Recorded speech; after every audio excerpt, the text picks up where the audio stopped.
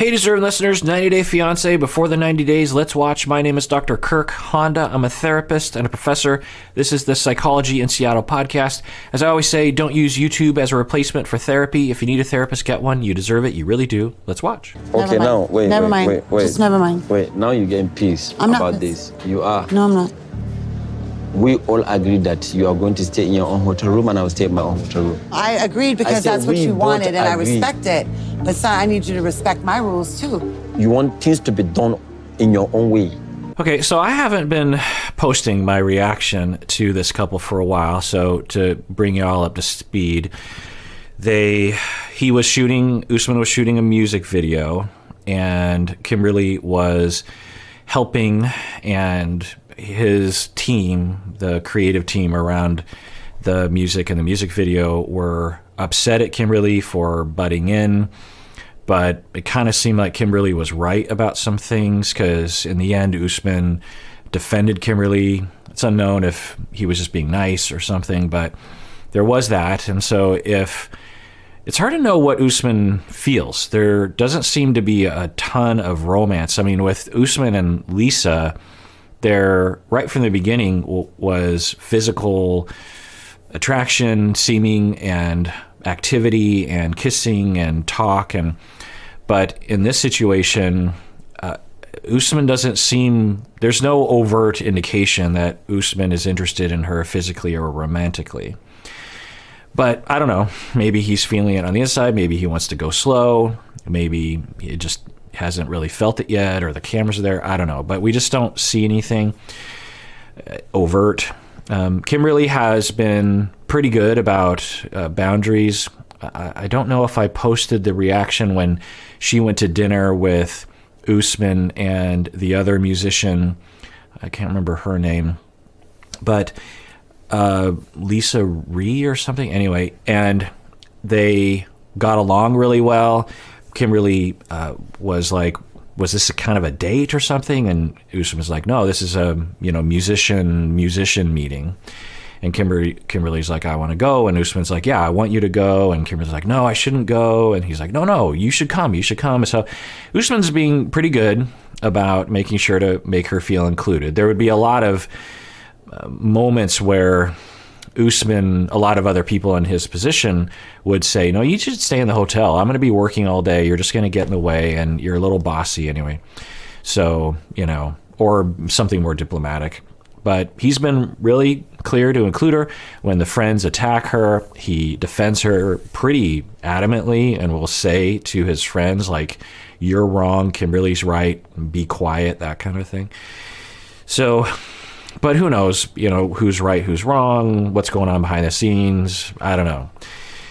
And up until this point, and the other thing I'll talk about, I don't know if this is happening, but Kimberly, she's reportedly, according to her, obsessed with Michael Jackson, has been, and has a similar vibe towards Usman. And Usman doesn't, I think he's not super enthusiastic about her fetishization of him in relation to her fandom of Michael Jackson. I mean, she's not just like a casual fan of Michael Jackson. Like, she's one of those super fans. And, they're super fans. I'm a super fan of the Beatles, for example. Behind me, I don't know if right above my head is a replica of the Beatles. You can see that thing right there. That's the drum set of the Beatles instruments. So, I get it on a certain level. But the thing that we can comment on is that Kimberly, in some instances, seems to want to turn him into a Michael Jackson figure. And she bought him this hat. She's like, ooh.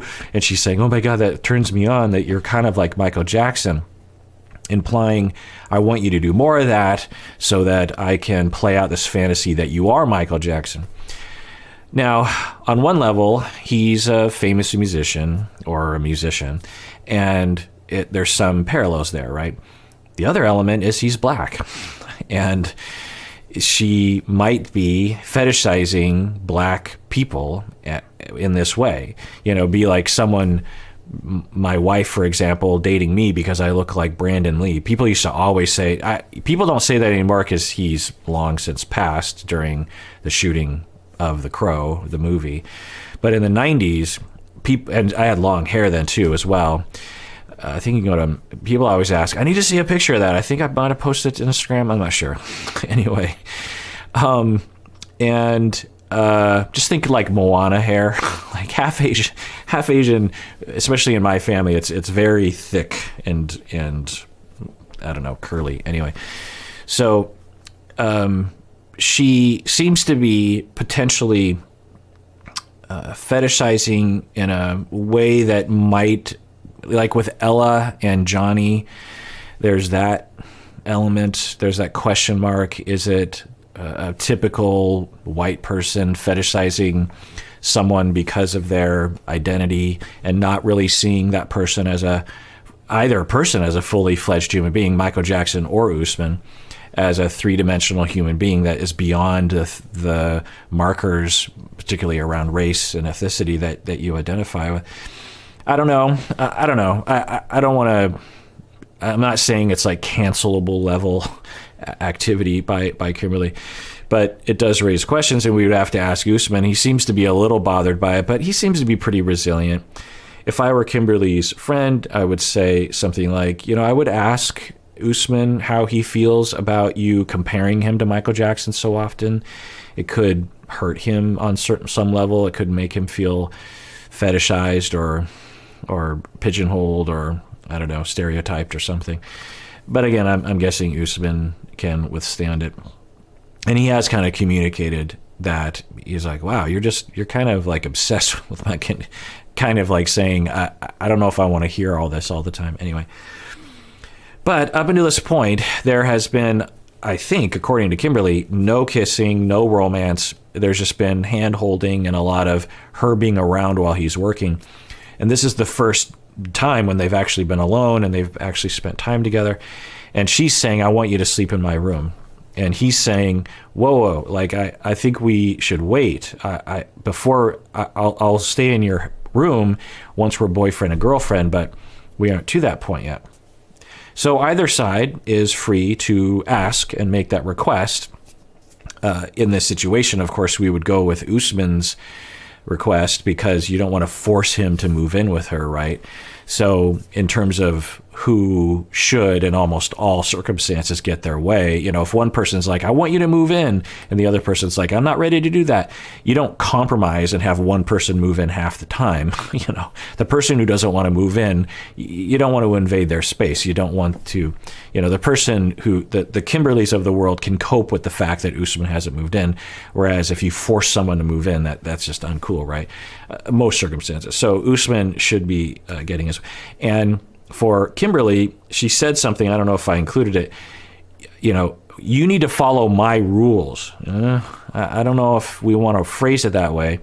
If I were there, I'd say, it's fine for you to make a request. And I would also say, what are you hoping to gain if he does move in? And I'm guessing what she would say is, well, I want to get this ball rolling. I flew all the way here. I'm totally in love. I didn't show this clip. She says, I love you, and has been saying that for a long time. And he seemingly sincerely said that he likes her. He didn't reciprocate the love word, but so it's fine. I'm guessing what she would say is, I want to get this ball rolling, and it hasn't started yet. We haven't kissed. We haven't had any real romance. There's no indication. I'm only here for a short amount of time, and I need to get things moving because she wants to marry this guy. So it's fine, and she can ask that, and that's what I would ask her to be more specific around. It's like, well, forget about you moving into my room.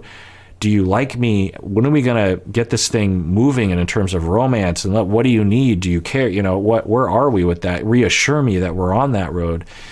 I think that'd be fine. And, I wonder what Usman would say, if he was speaking honestly. I don't know what he would say. That was what happened with my last relationship. Oh, is that right? Yeah. I don't want to say this, but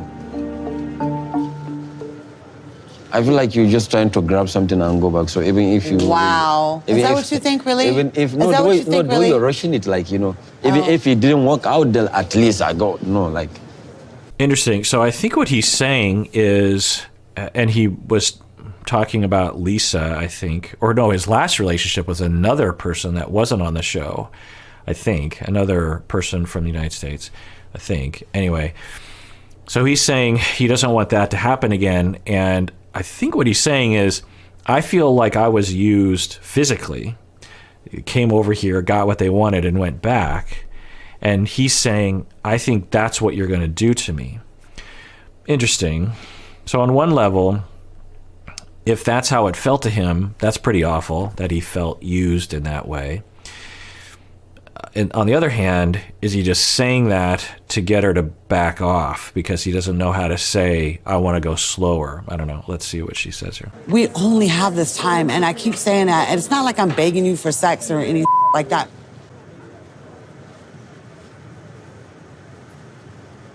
You know that I don't want to from day one. That's why I say you should get your own So woman, I'll get my don't. own. So don't. Just forget it. Huh? Just forget it. You sure? All right. So he's saying, you knew that I didn't want to from day one. I didn't want to, I think, move into your room. And now she's upset, she's hurt. And again, if I were there, I would say, okay, you focused on him moving into your room, which implied sex, and now you're being more direct about sex. When is sex going to happen? I think you're using that as a marker of he likes me. And he's not ready to do that. And of course, you don't want to pressure someone to have sex with you. That's just not okay. But you can state your needs, which I'm guessing are more romantically inclined. You have said you want to marry him. You want to spend the rest of your life with him, which of course involves much more than just sexual activity. So I'd try to get her to talk about that. I should put him on Michael Jackson. I don't care what you do. Let's just go. I really don't know what else Usman could want, for him to move in my room. I've been attentive, I've been loving, I've been his assistant, I've been his manager. I've done everything I can do. And the last thing I'm doing is I'm not going to beg. It's on him now. Well, you've kind of begged. I think some people would argue that's already happened. But, what's happening right now? I think a huge question mark is, what are Usman's feelings towards her? I think he's stated that he's interested in her romantically. So if so, he wants to take it slow. Okay. Then if he really wants to preserve the relationship, he should try to be nicer about it and say, look, I just want to go slow. Things have been kind of rough for me in the past. I like you. Some indication, some reassurance. I think that Kimberly would be fine with that. But she's really focusing on moving into my room and having sex. And again, if we reverse the genders, which that's not an exact analogy, but if we had a man, an American white man, pressuring a woman from another country, saying, you will move into my room and you will have sex with me or else, you can imagine that not coming across very well. And I think there are elements of that are happening right here. Again, she's not looking to force him to coerce him into having sex. I think she's desperate for closeness. And, for, I don't know, months, they've been talking online and he's been giving her the impression that they're romantically involved. She's, building up all this tension. She flies out there and she wants to be swept off her feet. And that has not happened, I think. And she's upset about it. And he, I think, knows that, but isn't really putting in the effort to reassure her.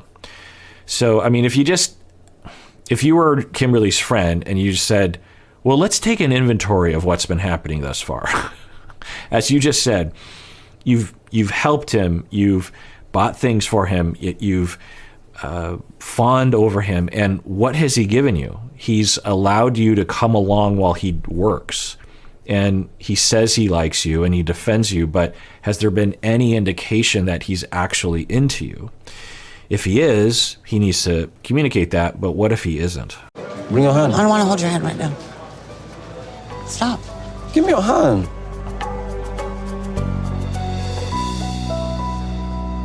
Okay, so she's hurt and she's walking away and he's, I think, trying to make up for it by, hold me, should I wear my Michael Jackson hat? She's like, I don't care what you do. And he's like, let's hold hands. She's, no, don't. And he's like, no, come on. He's trying to warm her up. I think that's a okay move. It's good to put aside your pride or your upsetness and try to make someone warm up a little bit. It could be argued you should give her a little bit of space in this moment. All right, I want to thank everyone who's become a patron of the podcast. That's the main way that you can support us. People who are patrons of the podcast literally give me the means to actually do everything on this channel. If it weren't for the patrons, I wouldn't be able to do any of this stuff because I'd have to be paying my bills by doing other work that is, also enjoyable to me. But I don't know. I feel like this is the next phase in my career is content production and podcast deep dives and videos and all that kind of stuff. So patrons are the fuel and the wind beneath my wings and whatever other metaphor you can think of. So thanks for becoming a patron if you have. And if you haven't, use the link below or go to patreon.com, become a patron. If you want, no big deal. If you don't, and everyone out there, please take care of yourself because you deserve it. You really, really do.